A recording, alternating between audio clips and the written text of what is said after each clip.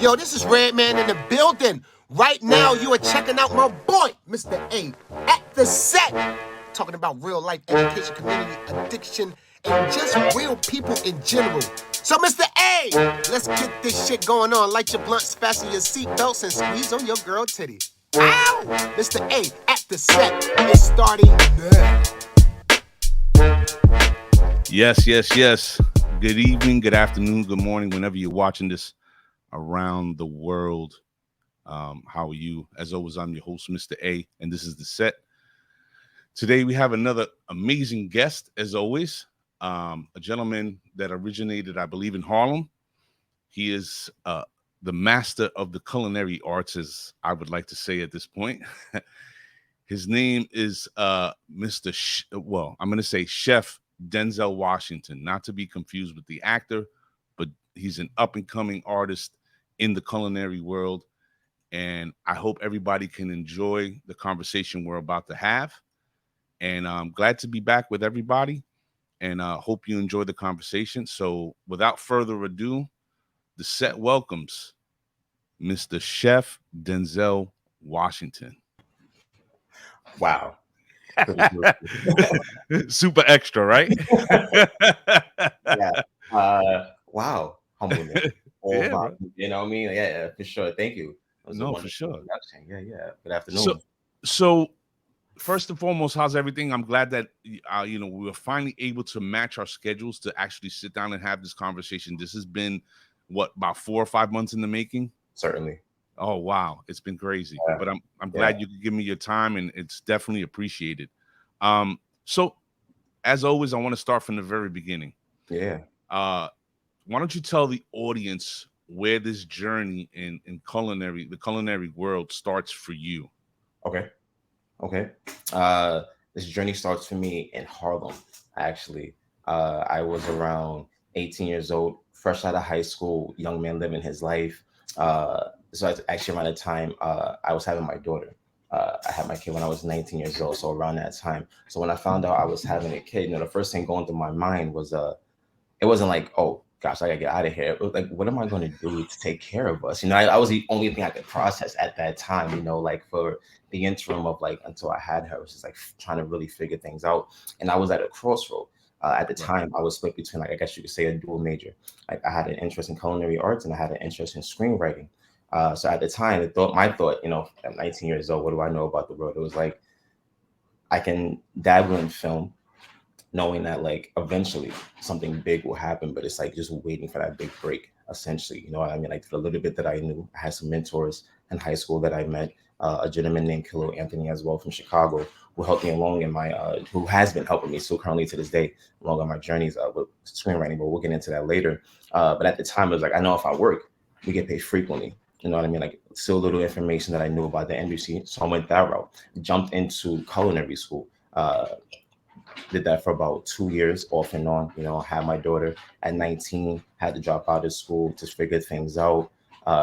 Ended up going back. I finished. And then ironically around the time as well, I just remember like, a young man walking around the neighborhood trying to just breathe, process whatever I had going on at the time. And I remember walking by a restaurant out here in Harlem called Lawndale's.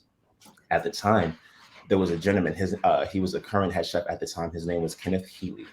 And I saw him, I was just walking down the block, had his floppy hat on, Chef White's, it looked really interesting. I was like, wow, I'm in school for this right here. And I walked past him, actually. I acknowledged it. I was like, oh, that's pretty groovy. Check this out.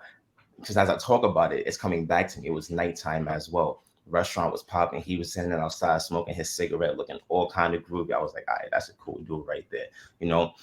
So I stopped, turned around and just said something to him. It was like, hey, good afternoon. He was actually standing outside with someone else. I interrupted a conversation they were having. I said, excuse me. I started asking him a couple of questions, and the gentleman that he was standing with, he asked me a question. I do not remember what it was, but I recall being honest and telling him that I don't know. I didn't have the answer for whatever he was saying. And that was when Chef Kenny was like, I respect that. And then I guess in that moment, he was like, what do you do? He started inquiring about me, told him that I was telling him my situation, new dad, all this. And he was like, come by and check it out. Years later, working through a couple of establishments with him, He ended up leaving Londell's, opening his own place.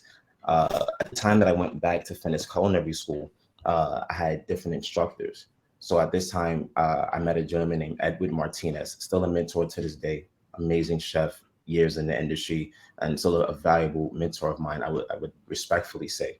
Uh, at that time of me finishing culinary school, he had someone that was working in a restaurant called Morimoto in the back of Chelsea Market, downtown area, in our Manhattan location. Morimoto essentially had three. We had one here in Manhattan. He got me into that restaurant, and that was my introduction to, not, this is not to diminish anything that I've experienced in Harlem. It definitely got started on my journey, that I saw another level when I went to Morimoto. I saw a higher volume.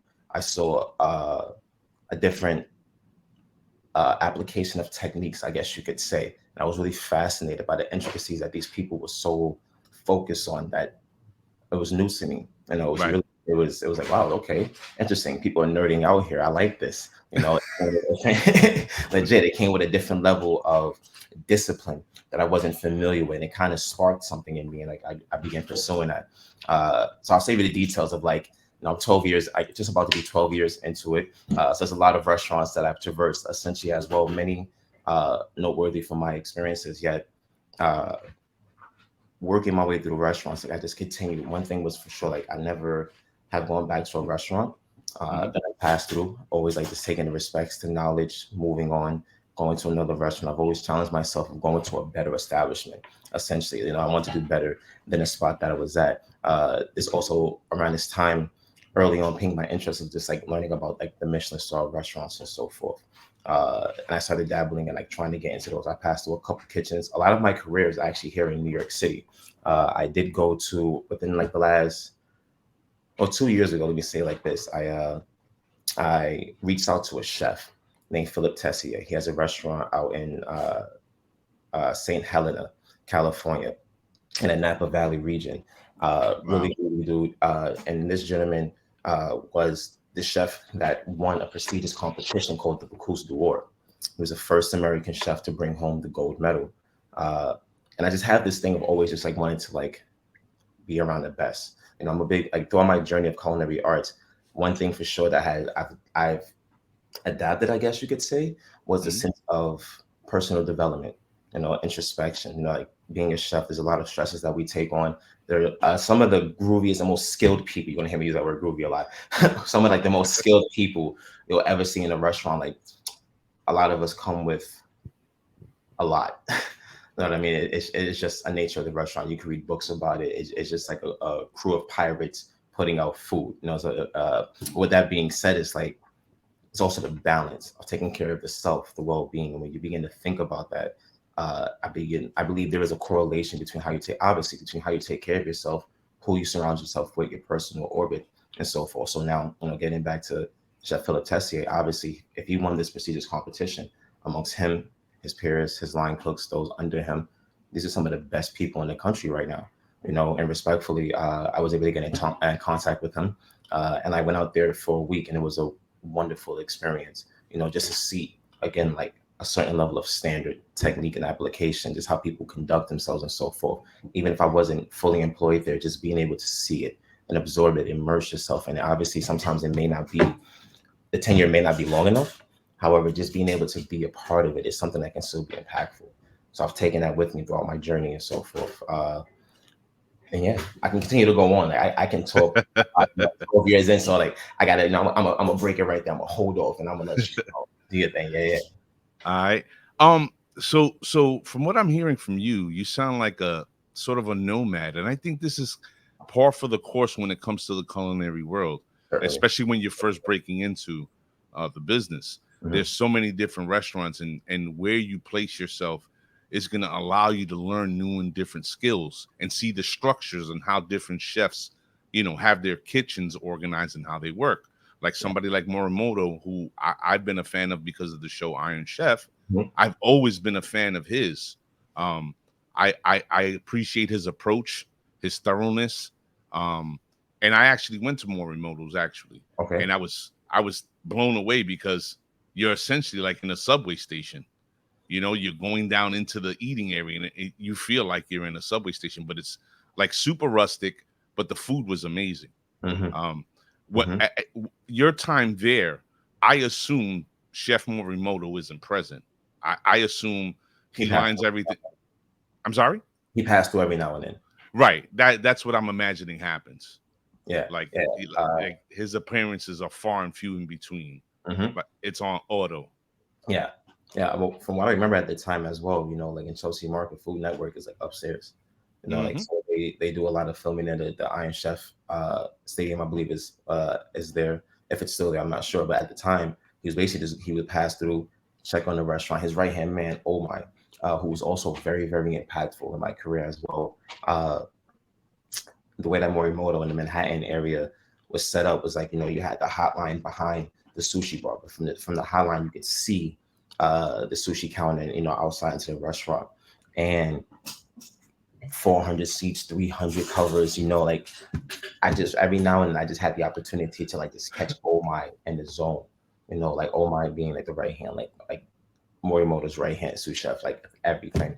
Uh, and this man would move so slow, not in a means of like, no, it's not, hear me out now, not in a means of like he's not keeping up, never lost a beat, never behind on a dish, everything, like his fluidity of just like flow and all actuality, like he never tried to rush and haste and keep up with service, like always calm no matter what, just putting out. This is what I'm getting at, like just seeing it was so impactful. You will always see there was a line of like 9 people, something like that. Maybe a little depending on the stations, including pastry as well, Hmm. all the way down to the hotline. Like people busting their ass trying to just like hurry up, put food out. Everyone's got their own skill, their own pivoting and so forth. Yet this gentleman never off a beat. It was wonderful just being there. So I say that as well too. Like this is Morimoto's right hand man. I never got to see Morimoto work again except for on the TV show. You know. Yeah, Yeah. yeah, yeah. Hearing that, it makes sense to me because if you're immersed, as if you're the head of that chaos, meaning you're the one that everybody's looking to in the midst of that chaos, people Yes, putting sir. food out for 300 and 400 customers at any given time. I don't think running around is going to help you. Mm, Having that composure and being able to command everything in such a way that it flows makes a lot of sense. absolutely. Yeah. Um, but let's rewind a little bit.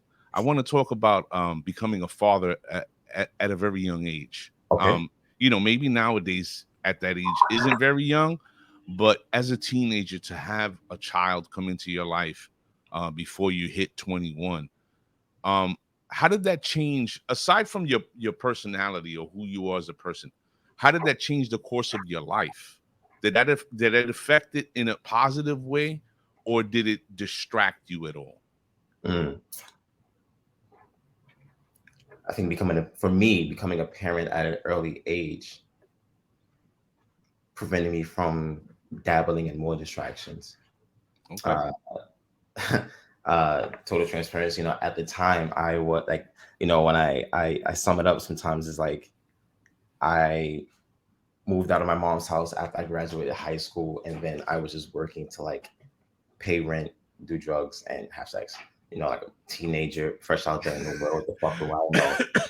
For real, I mean, like I had to be. Yeah, in moments like these, I believe if it's recorded, people, the world, it's okay. Yeah. Being vulnerable is okay because early on, before I really knew how to identify it, I was already being introspective. Again, like what I said a little earlier about like when I first found out that I was having a kid, it never occurred to me like, oh shit, I have to go. It was like, oh Dodge, like how can we, like fix it? I was like, what am I going to do to take care of us? Like it Hmm. was just it was the only thing that was coming to my mind. And obviously, 12 years later, my daughter's amazing. Her name is Soraya. She's so All cool. right. It's all Salute to Soraya. Soraya. Soraya, yeah, Saria. She's wonderful. She's a cool kid. But yes, it benefited me. It helped me grow up. In Mm, all honesty, it helped me. I, okay, yeah, I had to grow up. And honestly, I say it like that. Like I had to man up really quick.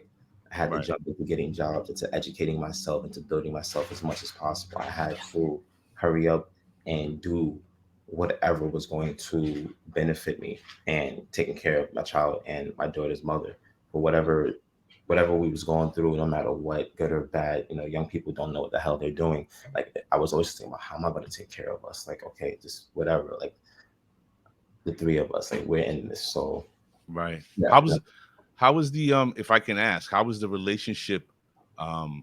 Obviously the relationship with your daughter is amazing. How was the relationship with her mom? Like the dynamic between you two? Do you guys, you sound like you've reached a place where you understand that co-parenting is paramount. hmm hmm So true. how was the dynamic with you and her at this point? The dynamic at this point, I say it's like it's kind of tranquil. Mhm. At this moment, this is not to say anything bad about my daughter's mother. Absolutely. At the same time, it's not to put up a front, but just be genuine and honest. She's a wonderful person. She's brilliant. She taught me a lot when I was younger. She's the one that taught me that I am, as a father, my daughter's first love. I love Absolutely. that. So like I heard that from her, and it was a great experience. The dynamic uh, off and on was rocky, but at the same time coming to a place of just like we were never in a relationship. We were just people who just Join each have, other's company. yeah, things happen. Life as it is. A lot of respect for her and her family. They stepped up, tried to help.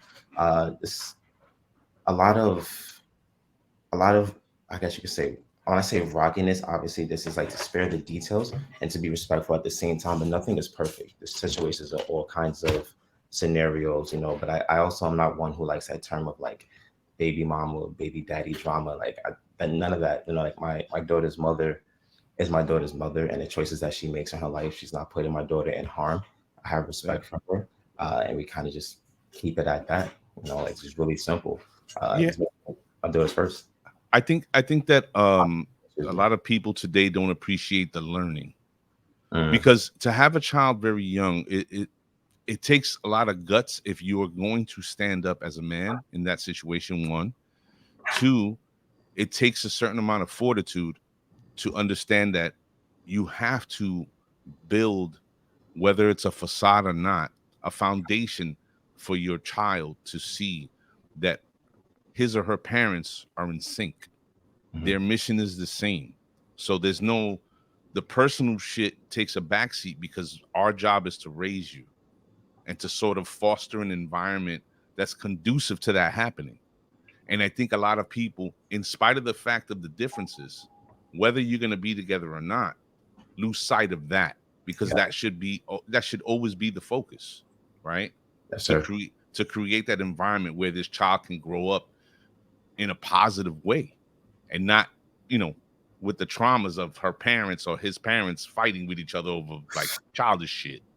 Selfishness. You know what I mean? Yeah, yeah. Absolutely. I am not one for the bickering. I'm not one for the arguing. No lie, love, peace, and chicken grease. Like All call that right. boys.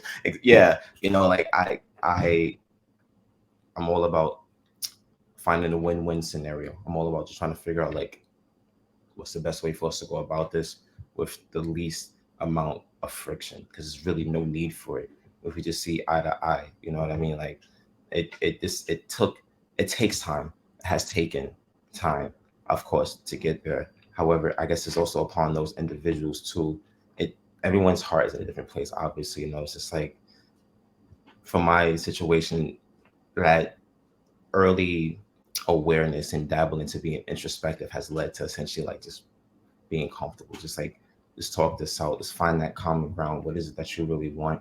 Like how can we do this for the kid? Like, because at the end of the day, it's really not about us anymore. Like Absolutely. it's not about us. So that's one thing right there. So I do not going to be disrespectful. I mean, not to be disrespectful. Give me one second. I'm gonna grab my charge before my Mac dies. Give me. I, Go ahead, go ahead, go ahead. Don't worry yeah, about yeah. it. As you can see, people, we're keeping this segment really real.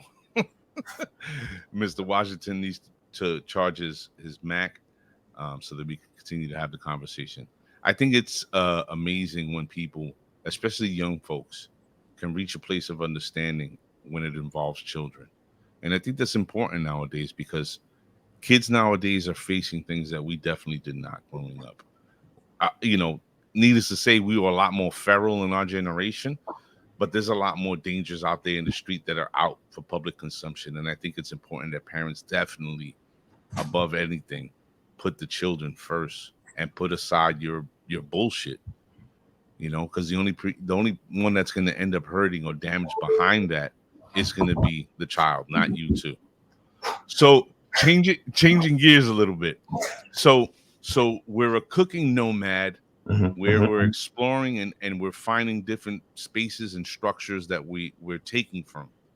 So where is the first place you enter that you start to say, you know what, I'm going to plant my feet here and start to grow a little bit, where you feel most, you're comfortable, you like the environment, like everything is really, hitting on all cylinders, as they say. Okay. Okay. I got the perfect answer for that. Is currently where I am right now. But I'm gonna pause Okay. one more time on a note, just quote before I got up to go get my charger. What I wanted to say is what's also come over a course of time for my daughter's mother, just as another parent, as another human, is also generally now coming with the wishing for the well-being of the other individual, no matter what's going on in life. You know what I mean? Like, because that also comes with finding peace within yourself. And then, Absolutely. like, you also deserve that, whether you're together or not. There's no need for anything else. Like, so just want to, leave it right. Absolutely. Um, so yeah, so where I am currently right now, I guess I felt that way before in a couple of places, and I was wrong. That those were the places where I thought that I could plant my feet and really solidify. Whether at the time I was naive to my own mistakes or own ignorances, I guess you could say. Again, nobody's perfect. I've made plenty of mistakes that have cost me good jobs, good restaurants. Mm. I have to be honest about that. I've messed up a lot of my own situations, but I continue to persevere as well, taking those lessons of like, not I can't bring that BS with me moving forward. So currently, where I am right now, I'm at a spot called the Good Good, located in East Harlem, 119th and Park Avenue. We're an Afro-Caribbean bistro, Japanese flavors, pretty groovy spot. Interesting enough, so one of the restaurants early on in my career after I left Morimoto was this restaurant called The Edge. So 140th and Edgecombe out here in Harlem, owned by two sisters, Justine and Juliet Masters, excuse me. And I remember, like, I'm gonna connect the dots right here. So when The Edge was finished, when they finished doing the construction for The Edge, that week I recall walking by. I was looking for a job. I wasn't at Morimoto no more. Some time had gone on. Now, I just happened to walk by, and one of the owners was standing outside, Juliet, and I remember saying hi, just introducing myself. We started talking. Fast forward, I was like the second cook in there, which is pretty nice. Helped them build it up from opening. It was a wonderful thing. We still got plenty of pictures, and even after I left there, we maintained a healthy relationship. Fast forward, now I'm actually working with those two owners again, including another gentleman. His name is Leslie Bernard, really groovy guy. He's a chill cat. Now the three of them came together in a partnership for this as owners for this establishment. Now, yeah. So the location that we're in is actually really unique because several owners have passed through this beforehand, trying to turn it into food establishments or whatever their ideas may be. And respectfully to all of them, now we have this location, and it's unique. It's very nice. To answer your question, this is a place where like I'm growing. Like I'm feeling like I want, like, as a head chef. Like Juliet reached out to me not too long ago and told me about this situation. These were not initially her original plans for the place. She wanted this to be something like a ghost kitchen. She had acquired this place during quarantine, and to some amazing luck and just like her hard work and how successful her business endeavors have been with her sister, they were able to acquire this establishment, maintain it. So basically, like, almost like 3 years later now, realistically, opening, we just like really opened our doors. I would say January, February, soft openings transitioning into like fully open service, and it's been a wonderful experience getting to know the team. It's one thing that people may not talk about or maybe know. There's a lot of turnovers in restaurants, especially when it comes to employment. Let me say it like that. Like, people come and go. Absolutely. I have to admit, I've been one of those individuals. Like, as you say, nomad, it's a real thing, and I'm glad you use that word because I also use that word. Yes, nomadic is is like really quite the term. I think there's like there definitely not. I think there are some spiritual correlations to that. But at the same time, those spiritual correlations may not be quite applicable or necessary in those moments. But moving around is a thing, like sometimes it's like that. So I hold it against no one. I've met some wonderful people, no matter how long they've been at the restaurant, whatever the case may be. But for those that are currently with us now, we have a good team. We're learning, slowly but surely developing our own philosophy and our own way of like wanting to introduce the food. We definitely want to introduce a standard and a kind of dining service that you mostly have to go outside of Harlem to get, in all honesty, which shouldn't even be a thing. You should be able to find like a unique, like upscale dining experience. I wouldn't say fine dining because that also comes with a financial cost as well. There's a certain level of money that you have to be able to spend in your establishment as far as like the wine listing and other things as well. We're not there. And we also are not aiming for anything to be pretentious and so forth. This is not saying that we're necessarily aiming for awards or anything. We gladly take whatever we're giving, but we just genuinely want to be a destination of a good food establishment. And we want to be a place that you have to go out your way to like, wow, Yeah, I think that's I'm glad you said that because I was thinking about that. My family and I were just celebrating my son's birthday, and he had wanted a specific dish, and he picked a place in Williamsburg, and I was like, no, because I know the establishment, and I was like, no. I said, we're going to Harlem. We ended up at Amy Ruth's. Okay. On Sunday, July 2nd, Mm-hmm. right? Mm-hmm. Now, it's been years. It's been many, many years. And I'm not going to say that the place was terrible. It's not. It's by far terrible. But speaking to your point, Harlem, I feel, because there's a bunch of restaurants in Harlem that are still great places to go. Harlem has sort of like a revival when it comes to to food and the food industry, like eating and restaurants, right? So to your point, I feel like these places should just be what they are in that it doesn't necessarily have to be, as you said, fine dining, right? It just has to be the place. Indeed. You want to go here to get this dish, or you want to go there to get this because they have the best whatever. You understand? Yes, And Harlem has always had locations like that, right? Yes, absolutely. And I think that to speak to that point, there should be this revival of making Harlem a centerpiece of like good food, right? Agree. Absolutely. Yes, Not sir. just fried fish and soul food either. Yeah. No, I respect. Yeah, I respect that, and I gotta admit, sometimes I feel a little uncomfortable admittingly about saying things like that because it's not like to be disrespectful, because like it's only like it's understanding like facts, and in this moment it's like at the same time, because it's like I know that we also as a collective, as a community, have also so much more to offer from food. There are so many people throughout the diaspora all over the world doing certain things, and it's not like trying to uphold any standard to anyone. But at the same time, there's no one that's not inspired by anybody else. There's no reason why there should not be a continuous push for growth and evolution and just being adaptive to like the current times, what's available, like new ideals, new philosophies from like the world's best thought leaders. But again, this is something that like I genuinely love myself. And it's something that I feel like a lot of chefs have, like, a lot of chefs already have this or want to share this, but I also feel like it's a time of, from my young understanding, admitting as well, where there is definitely a generation of chefs who are already definitely getting a lot of the worth now acknowledgement that they deserve as well too. So it's also, again, like not chasing anything or doing anything for notoriety or pursuing fame, but just for, at least for me, something that I'm working on and going to and will develop essentially too, as I share this with the crew, between the back of house, between the front of house, is also just being the best version of oneself, offering the best hospitality that we can. You know what I mean? Like just upholding ourselves to standards, holding ourselves to integrity as well, learning about food, learning about the flavors, like between like Afro-Caribbean to like Japanese flavors as well. Like just, I love obviously introducing me from Morimoto that I bring and transitioning and pursuing other restaurants. I've also had influences or deep love for Japanese flavors. And this, I think genuinely that comes from me also looking at chefs who are great thought leaders and what they do excellent and whatever cuisine that may be, and just being like, we can have that too.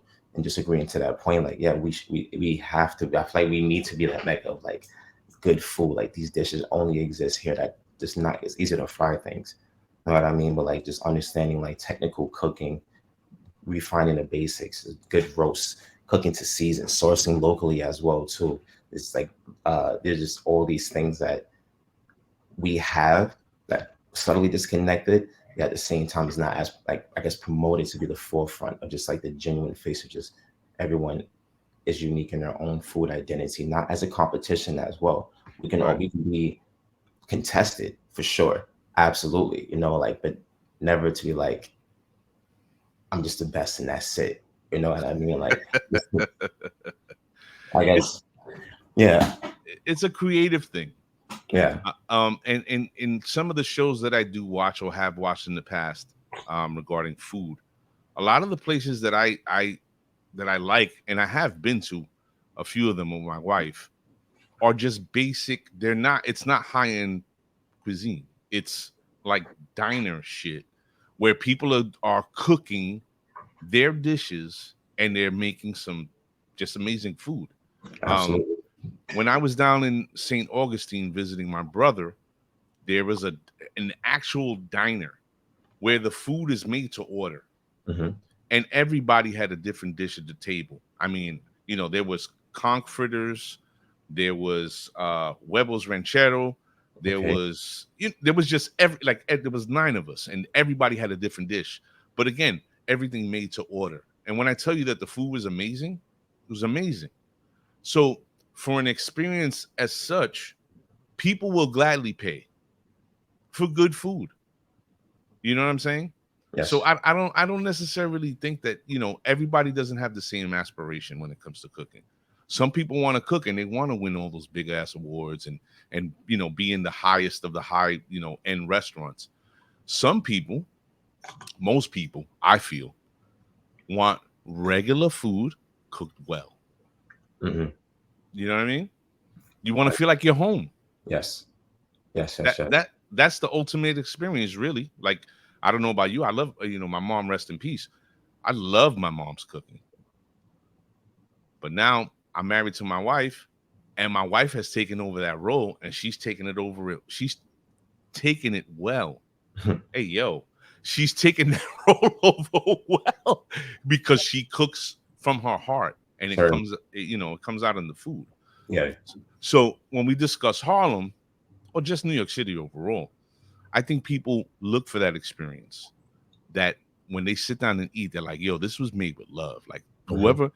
whoever cooked this, it was a labor of love. They put their all into it. You can taste the notes. You can feel the whole dish come together. You know what I mean? Yes. Um, but let me stop yammering. Let's talk about the things that have happened in your journey. What are some that I want to talk about one specific point. I know you speaking of winning awards and so on and so forth. Let's talk about your experience on the show. I understand that you were part of a contest that you actually won. Yes. Why don't you tell the audience a little bit about what that experience was like for you and how that all came to be? Okay. Okay. Okay. Okay. So you're referring to Chopped?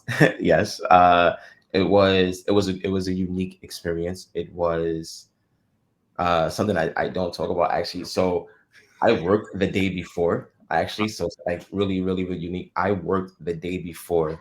Uh, I'm trying to process what job. I was working at a establishment called the Edition Hotel. It Mm, was a collaboration between the Marriott and John Fraser, a Michelin okay. star chef, with restaurants based out here in New York City.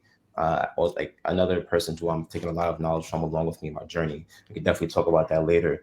But like so, uh, got off of work, went to the Bronx that night, got a haircut.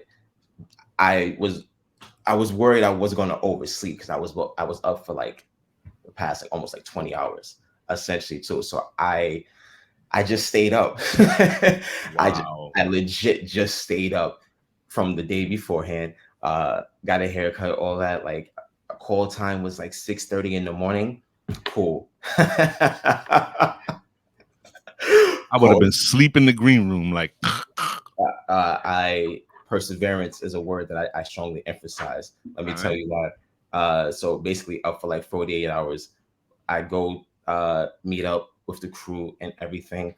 And even knowing that it was a competition, one thing that I can note as well, we got to know each other. Like people, like we're all chefs coming here. We all have a common goal. You know what I mean? Like although the circumstances of us meeting revolve around a competition, so genuinely humans with the same interest, food. You know, everyone has to eat. We all have practice in the same craft. We all come with our own unique things. And there was like some of like these unspoken vows, words. I don't know. You know, obviously to be like, you know, may the best woman, man, you know, whoever. Like those things weren't ever said. But at the same time, it was just like it was this commonality. There's a commonality amongst like also a camaraderie as well. It was quite interesting. You know what I mean? Like yes, we had to cook against one another, but we also, at least for me, like the way I got a big heart. I gotta admit. So I always just try to until I need to close myself off for whatever reason. I'm always like the one that like I like to connect with people every now and then. You know, we all have something of interest. It was unique. Winning was quite unexpected because the first round, oh my gosh. Yeah, tell everybody how you did some crazy shit. I want to hear that. I made a peanut butter and zucchini sandwich and I won. All right.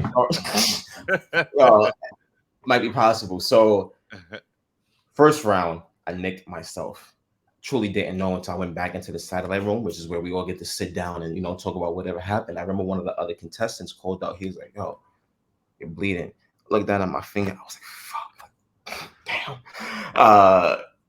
You'll see it in the first round. You'll see it. Okay. For whatever powers and blessings that be, I made it to the next round. Undercooked protein. What? Yo, I made a lot of mistakes on that show. I'm not gonna lie. I'm not really one to like be deceitful and so forth. And you gotta think about what you said years ago and keep up with that lie, whatever. I don't have the mental capacity for that. I'm gonna keep it real. That's a lie. I'd rather get out the way, and that it is what it is. Life, right. Just it is what it is. Yes. Second round, I'm naming the faults because the victory is obvious. You know what I mean? But along the victory is like, I guess it also helps to show that like pursuing whatever it is, there are mistakes along the way, but you have to keep going. You know what I mean? Like I could have been discouraged. I could have had a defeatist mentality, you know, after the first round and just completely doubted myself and really, you know, like fuck myself over in the next round, or the case may be, but given another chance, I was like, gotta do it again. Okay, absolutely, give it my best for whatever it is at the time, scatterbrain, whatever, like tried it again. Second round, protein wasn't cooked the way that it needed to be, which is interesting because these are things that, you know, after the show, you know, you could have done something much better. Like I really did that. So, you know, I've been embarrassed about it for many, many years. Like all my friends and peers that come across are hype about it. And they were like, oh, you want to watch your episode? And be like, oh, you're doing this right now, huh? I've had to go through it a couple of times. And in the third round, my pastry was not what it should have been. Let me say it like that. It like just mistake after mistake after mistake. I was awarded, and I say it's like it wasn't really like, you know, everyone had their own goal as well. So this is something admittingly I'm not really sure how to speak about. I want to say it as best as I can. Everyone has come with their own goal in mind, trying to achieve something. Everyone has come with something that they needed this cash money, you know, for whatever the case may be. And so again, like just I hope all of them the best and wishing that, you know, like their lives are healthy, their loved ones, everything they wanted to do. But you know, when I won, it wasn't. I was very stoic at the time, I guess you could say, because I got very. I was. The fellow contestants were like, "Who? What? Who won?" Come on, Yeah, I man. was ready for it. Like, and in my mind, admittingly, I was like, okay, like I really lost this time. Like, there's no way. Like my third mistake, I was like, okay, but I was like, I'm here. I was like, and even as I said in the video, like whether I win or lose, my daughter would see me and be like, wow, my dad went for something. Yeah, yeah, yeah. Like that was, Absolutely. for me, that's really where my heart was. Like I was always steeled I was already steeled in my conviction. Right. I went for it. I would have figured it out regardless. I'm a parent. I have to. There was just some temporary hustle in the moment, I guess you gotta say. My hustle was just looking for it. It's just like I needed this money for my kid and I was going for it. And so again, like when I found out that in that moment when they told me I won, I was very stoked. But again, I'm now that we're talking about it right now, I'm processing. I wasn't really there. I was up for like the last 24 hours. You know what I mean? Like I Did there you was ever make them aware of that? Like, I'm no, a zombie right now? absolutely not. For what? That's not their problem. I Oh, did that. wow. Okay. Okay. Yeah, there was no need to ever talk about that. Like Right, right, right. I to feel hold you. it down. Yeah. that But was let me ask you this. Now, mm, listening to the things that happened to you, how badly did your competitors screw the pooch in this competition? Were they like way worse? Because I'm listening to you, and I know we're our own worst critics. of course, of course. So undercooked protein, that's pretty bad. Pastry falling apart, not everybody is sharp when it comes to pastries, and that's a tough give. Like chefs who can do pastry usually have some background or experience. You know what I mean? Like to pull it off. And some just fake it till they make it and they do some amazing shit. Hey, Luck of the draw. So how stiff was the hey yo? How solid was the competition that you were dealing with? Bad. pause. Yeah. Super pause. Yeah. uh, How was the uh, competition essentially? I, I don't. I'm trying to find the right words to say it. It's like I'm not like one that like looks down upon people who lose or make mistakes. I make a lot of mistakes. No, no, no, no, no. I No, know. I'm saying it's like I don't know how to really judge them because I wasn't the one that tasted the food. Only the judges tried their food. right. Despite what something may look like, there are plenty of shows that prove there are many examples of that as well. There are many occasions and instances when it comes to food, despite how it looks, it's probably one of the best things you're going to eat. There are a Mm, lot of things out there like that. Many, many mm. things out there like that. So I wouldn't know how to judge that because only the judges tried the contestants' dishes. Right. And I'm assuming that this undercooked protein was something that was pointed out to you, correct? Yes, absolutely. Oh wow. Absolutely. Yeah. Wow. Yeah. They ain't hold back. You must have been like, I guess I'm fucking going home with this shit. Moral of it was like, well, this is dog shit. Why are you serving this, Denzel? Basically, Wow. yeah, no shame. Like, gotta take that out, take that on the chin. I was like, okay. So Yeah. now you win. They announce it. You don't even know you don't know where you're at right now. They announce it. Uh-huh. You're composed. What is your next move from there? Coming out of that moment. Securing my daughter and looking for an apartment. Okay. Okay. And does that all fall into place? Not easily, but is there a lot of headaches that come along in that process, or is it made a little bit more easier because of the situation you find yourself in after the contest? The allocation of resources became easier after the Oh, contest. okay. Let me say it like that. However, for the longest, one's desire has always been to like try to find their own place. How many people are out there already doing that? So this was more of a motivation. This was a boost. Also, as well too, along the lines of like that personal development too is also a term of being autotelic. I'm gonna tie this in. So autotelic stemming from two Greek words, autos, which means a self, telos, which means goal. Putting them together is essentially of like you take the adversities, the friction, like the turbulence, whatever there are so many names for what we can give to like people will call stress or anything like that. We all absorb those things, but when you are consciously aware of what you're absorbing without feeling lost, you can flip that into a fuel, a spark, essentially as well too. To like, okay, this is quite difficult. Obviously, when you're in that uncomfortable space, there's room for you to grow.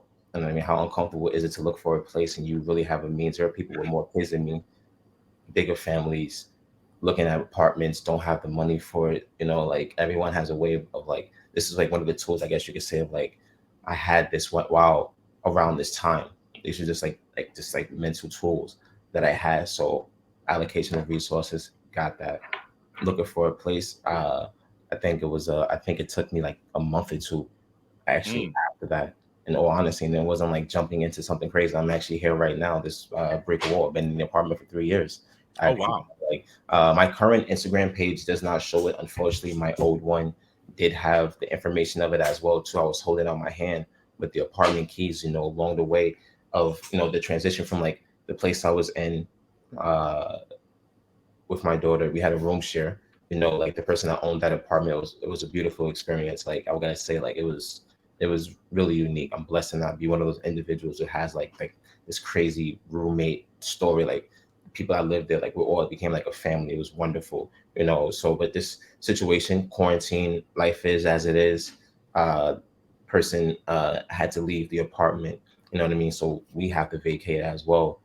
So there was really no going backwards. Backwards being like there's no going to family. I was just like I got to go forward.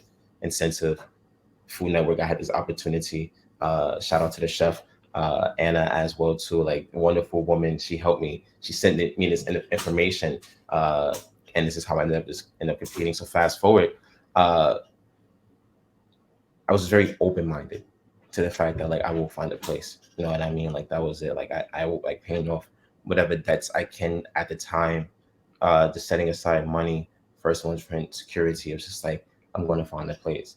And I remember, walking around using this like app Zillow, going through all these other things. I remember finding this apartment, reaching out to the landlord, talking to the contractor, his agent representative, uh, and I remember like when I got the call, Pete, when I got the call, she was like, "I know it's like afternoon. I'm still in the old apartment. It's actually up the block from where I live on Convent Avenue." And she was like, "Hello, Mr. Washington." I was like, "Hi, hello." We're talking, and she was like, "So this is, such and such calling in response to your inquiry into the apartment." She was like, "I'm just calling to inform you that unfortunately," she's like, "Keep it real." She's like, "I'm calling to let you know, unfortunately, you have terrible credit. You are currently in debt, and I forgot what the third thing she said was essentially too, but it was like no, no, no."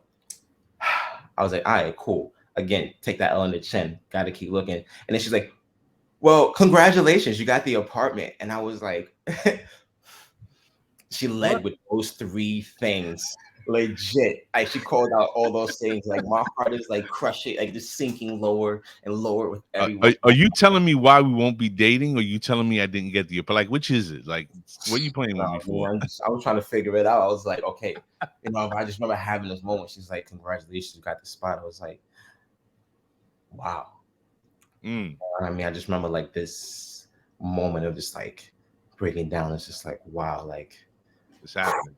it's happening. You know what I mean? I was like, I did it. You know what I mean? Mm, I was like, and admittedly too, like this money is temporary. You know what I mean? right. Like there's a purpose. This is a tool.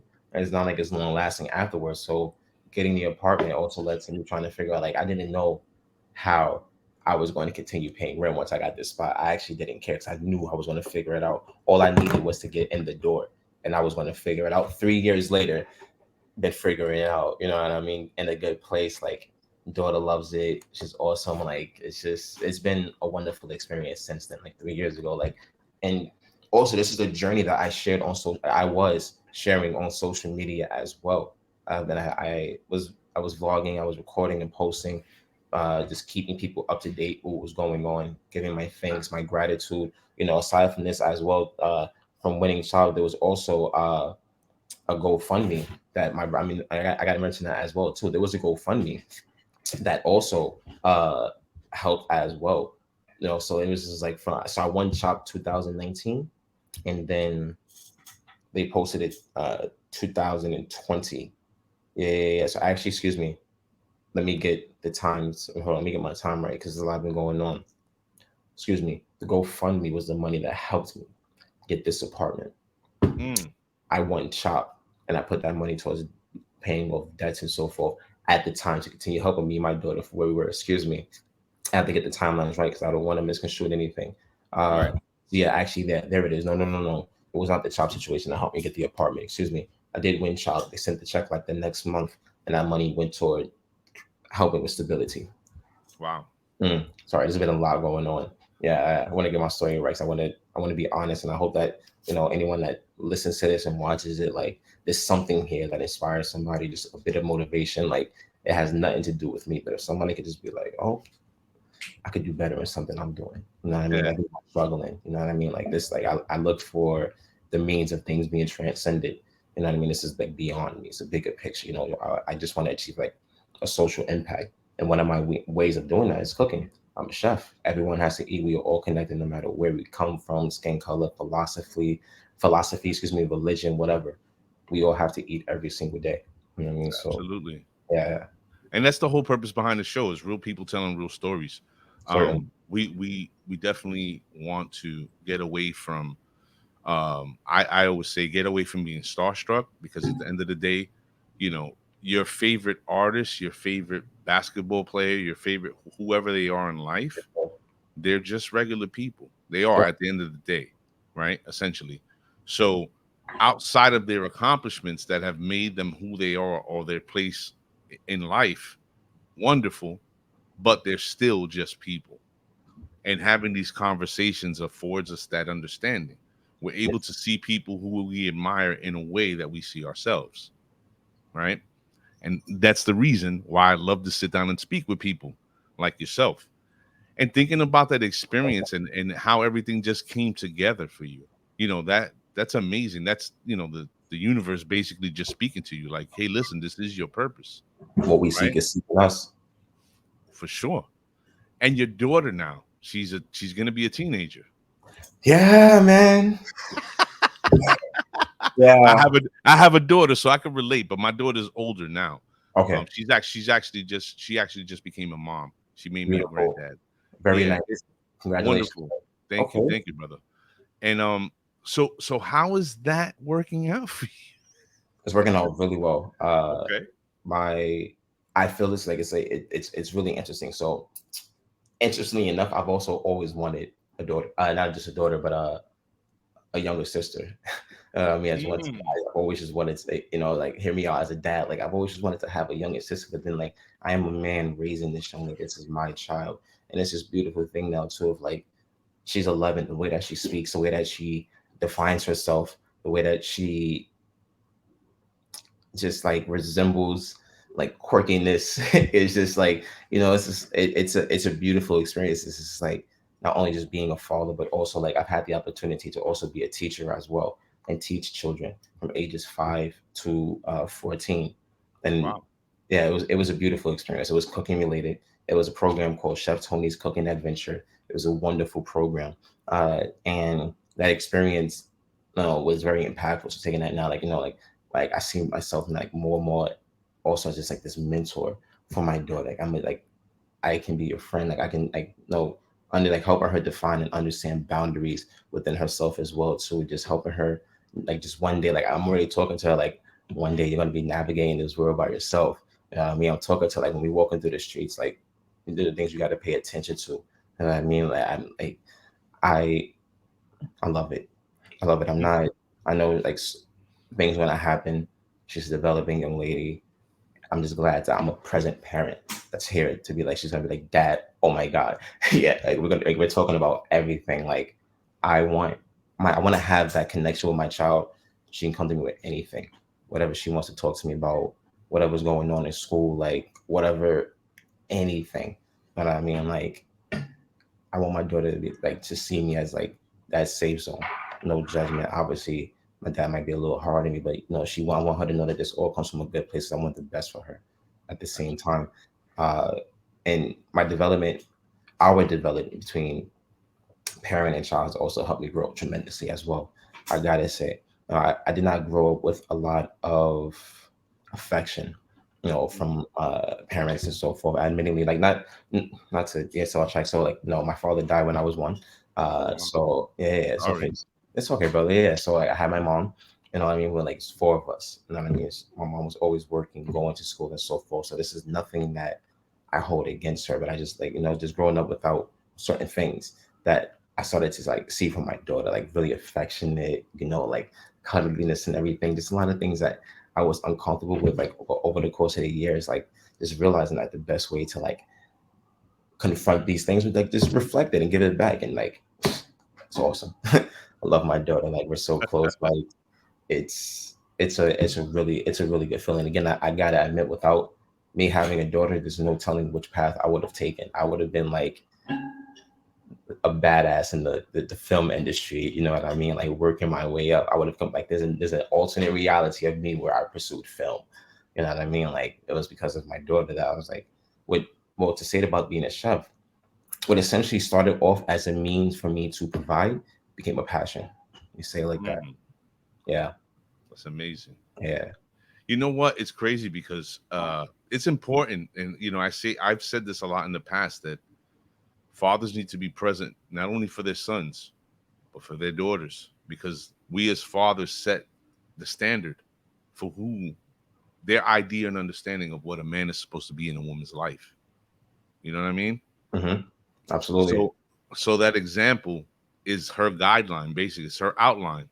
When she goes out into the world and she's, as you said, navigating it on her own, she won't accept anything less. She'll be looking at your measurement, the barometer you've set, and above. She'll be realistic, but it's gonna be really difficult. Absolutely. Yeah. But we get lucky. We do. Let me tell you something. Good people find each other. Thank God. Okay. You know what I mean? All your grandfathers. Yeah, I take your words. No, I'm still in that like straight like defense hound mode. No, like I may be for a very long time. Just like absolutely. That's it. Like absolutely. I'm occupying all her time. You want to go out? Let's go out. We're doing everything together. Like whatever you want to do, we're gonna go do it. Like yeah, man. She's gonna have her friends and stuff like that too. But yeah, it's important. It's direly important. Like I said, it's important for fathers to be present for their daughters because we set the standard. 100%. And you can see it reflected in society today with both boys and girls and how things pan out in the in the long term.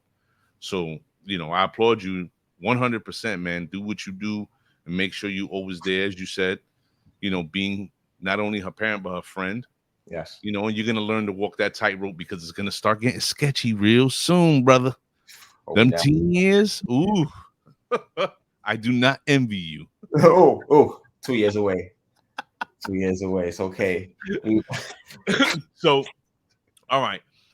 We're gonna wrap this up now. So let's talk about what are the endeavors we're looking to achieve or engage in the very near future, and what is our goal? Hopefully, like, are we looking to become the head chef at this named place, or are we looking to open our own, or like what are the plans for Denzell in the near future? Okay. So right now, for where I am, definitely building up the good. Working with the owners, like I love the team, love the crew. Obviously, you're dealing with humans. Like there are ups and downs, good days, bad days. So as it is, you roll with the punches. But for what it is, like it's a place that I feel the worth and I feel the value. Like okay, this is what it is. This is a place for me. As far as like things that I want to do on my own personally on this side too. So one thing that we didn't get into to talk about was I've also been dabbling in entrepreneurial endeavors as well. More to speak. I was able to work at an institution called, I'm gonna keep it brief. I was able to work at this spot called MoFab, the Museum of Food and Drink.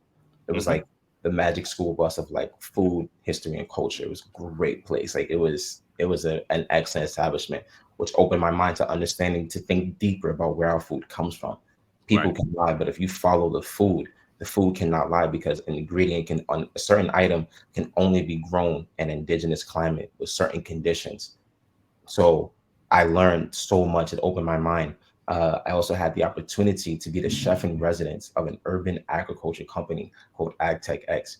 We focus on green infrastructure, biomimicry, hydroponics. We had a strong platform for education. And the co-founder, Ricky Stevens, to whom I met through Kickstarter, he had this like really big notion and placed in his heart to like allow people to like put themselves on a platform to like display their work, use a co-working space. They were a sister company to an establishment called Agritecture. So basically between these two establishments right here, truly impactful, just thinking about where the food comes from, traceability, locability, like the history, culture, how people use ingredients and so forth. Fast forward, I was able to also perform my own, I guess you could say I conducted this historical takeout service 2021 around Mhm. that time. Was it really quarantine 2021, so to speak, essentially? Yeah. And I was working with a spot called the Old Stone House, Okay. historic landmark pivotal to the Battle of Brooklyn during the American Revolution, George Washington, a lot going on. The authentic house only moved like a couple feet over because the park has been renovated and so forth. But I was working with a local food historian. Her name was Tanya Hopkins. You can find her. She's a wonderful woman. She calls herself the Food Griot, which is beautiful. And she helped me. What we did essentially is that we honored, highlighted, and explored the African diaspora and how we've influenced the American food identity. But we focused specifically on the northern region, so to speak. So if you think about the edible South, we were the edible North. Now, what made this program even more impactful was that they had a stone hearth outside of the house, Oh outside the wow. museum. So this large stone hearth allowed me to replicate what would be colonial cooking in a modern time. So the way that it worked is that we had a pre-ticket sales system. People would buy their food a weekend. We'd release a menu, what we were doing, and along with Tanya's help, and then historians within the museum as well. We collaborated. Khmer's wonderful people. Like just we created these stories and accuracy of like how the ingredients were used at the time, history about the people who would have been using it, and so forth. Now I'm going to wrap this up to saying that like, well, having these experiences being so impactful to where I am right now as a chef, going back to some of the things that we said about how genuinely knowing that we all have our own stories to tell, I definitely want my own.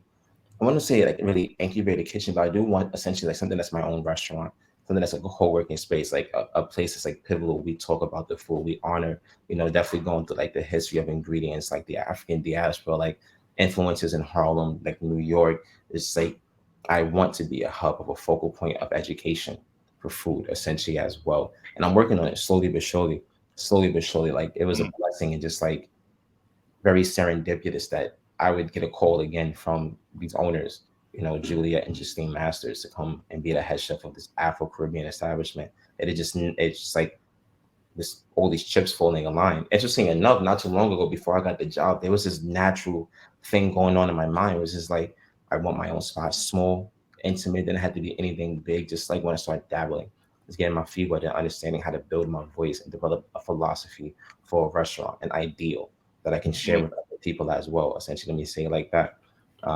So that's my goal, and it's starting right here at the edge. Not the edge, excuse me. Starting right here at the good good. Yeah. All right. Tell everybody where you're cooking at. Tell everybody the place, where it's located, and what kind of food it is. Okay. So the good good. We had Afro Caribbean Bistro, Japanese flavors. We are located on 1694 Park Avenue. That is 119th and Park Avenue, right underneath the Metro North. Mm. Okay. Craft Give it cocktail. Uh-huh. craft cocktails. Craft cocktails, zero proof cocktails. Yeah, we're definitely working on being an establishment with an aesthetic that you can only find, a type of food identity you can only find like in Harlem, which is really nice.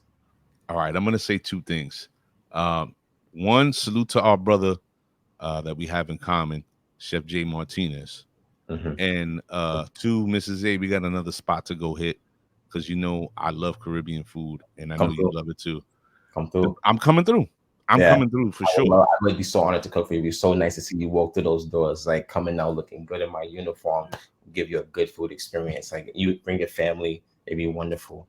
Absolutely. That's Yeah. what's up. Let me see if my kids will be able to hang with. I know my daughter can dig the spicy. My son is a little shaky, but now we coming through. Okay. Definitely coming Okay. through. I'm here for it. It's a wonderful experience. I just want to say one thing. So the way you introduced me, I don't know.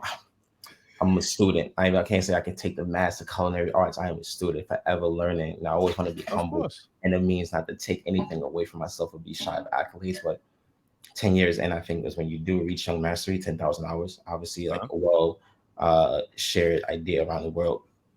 So I guess young mastery, yes, I guess you can say that as well. So I know I have so Yeah, far. that was just me being overzealous. I totally understand. I don't, Yo, and yeah, I appreciate you being humble. This demonstrates your character, and I'm sure everybody that's gonna watch this is gonna definitely understand that from the conversation that we've had.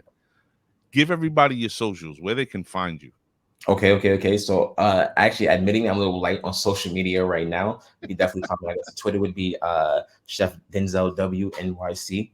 Instagram would be Chef Denzell W. Denzell with 2 L's. Very important, okay? Two Super L's. important. Tell everyone now. You may forget the name of the 2 L's, right? Yeah. There you go. Uh-huh. 2 L's right there. Sorry. Ladies Oh, and gentlemen, NYC. Sorry, the yes, good NYC, certainly. make sure y'all go to the Good up in Harlem. Check out our brother, Mr. Chef Denzell Washington. Thank you. I'm gonna tuck you away so we can close out the show. Just give me Certainly. two seconds. Do you think, brother? Ladies and gentlemen, Chef Denzell Washington.